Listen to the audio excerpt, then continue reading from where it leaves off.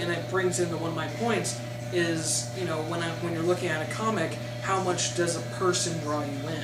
The name. How much does the name really draw you in, and how much will the name keep you? Frank, Grant Morrison, you guys know I have a fantastic thing for Grant Morrison. I'll look at Mark Millar's work.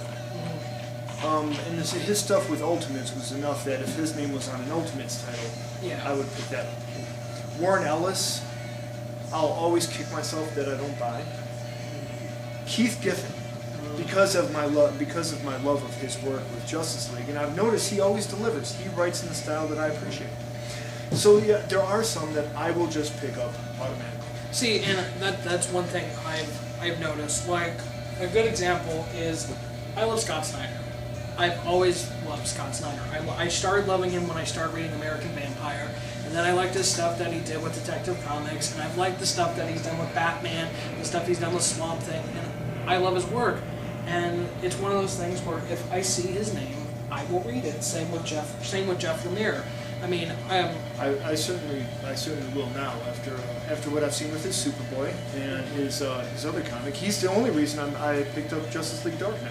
Yeah, see, I was just about to bring that up, and I read the first 8 issues of Justice League Dark, and it wasn't a bad comic, and especially when they started tying it in with iVampire. It's one of those things where it was like, okay, well, Justice League Dark is getting a new author after 8 issues, and who is it? Jeff Lemire.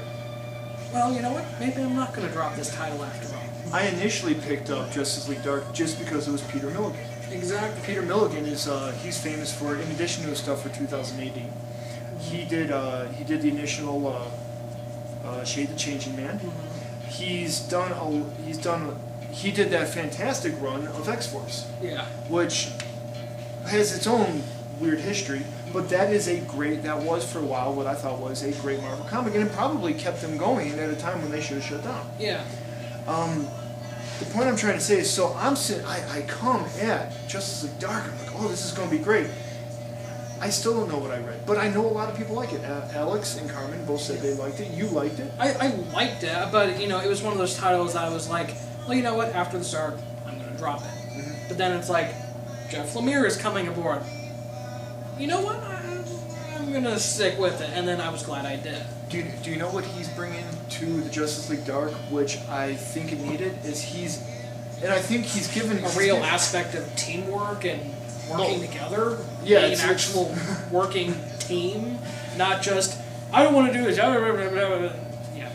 Yeah, and in addition to that, and I think Jeff Lemire has been given permission to do this by, oh god, this sounds horrible, he's been given permission to do this by Jim Lee and Jeff Johns, and that is tying it directly into the mainstream DC universe. Yeah. In addition to that, he's been given more Vertigo properties to play with. For instance, Books of Magic. I think you and I are hitting a consistent. Am I making up that you and I are hitting a consistent point that it's the writing will cause a person to pick up or drop? I think that is part of it. As a writer, I find myself drawn more to plot and story, and so that's why when I see authors like Scott Snyder, Jeff Lemire, Adam Warren, Grant Morrison, Paul Levitz, who does World's Finest, Huntress, and has a long history of comics. I mean, there are just people that are, I'll be drawn to. The kind of counterpoint to the name thing is there are some people who see a name on a book and will run the opposite direction. Like Jay Straczynski. Everyone has that. I mean, I know some people who believe Rob Liefeld is the greatest thing since sliced bread. I don't agree with that. I know people who absolutely hate Grant Morrison. And that's the thing with comic books. That's the thing with comic book taste is everyone's comic book taste is so radically different. I mean, we can all agree on certain people, or if someone's quality of work is so good, we can agree on it. But at the same time, everyone has that sort of differentiation. Like, I like Red Lanterns. No one else does. I like Grifter. No one else does. But I like those titles because they fit within my taste.